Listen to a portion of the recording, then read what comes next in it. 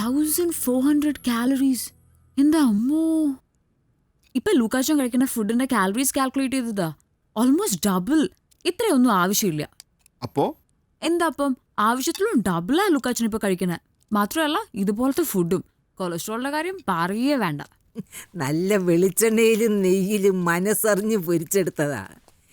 ഇതിന് ഒരു കൊളസ്ട്രോളും ഉണ്ടാവില്ല. അവരവർക്ക് ആവശ്യമുള്ളത് അവരവർ കഴിക്കുന്നതാണ് നല്ലത്. ഇത് ആവശ്യത്തിൽ അധികം അമ്മച്ചി.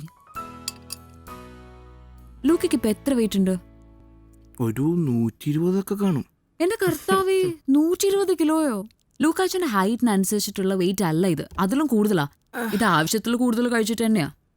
മോളെ, ഇങ്ങനെയൊക്കെ അളന്നു നോക്കിയാൽ എല്ലാവരും കൂടിയും കുറഞ്ഞും ഒക്കെ ഇരിക്കും.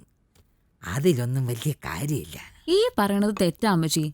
ഇത് ആരോഗ്യത്തിന്റെ തടിയല്ല, അത് ഇല്ലാത്തതിന്റെയാ.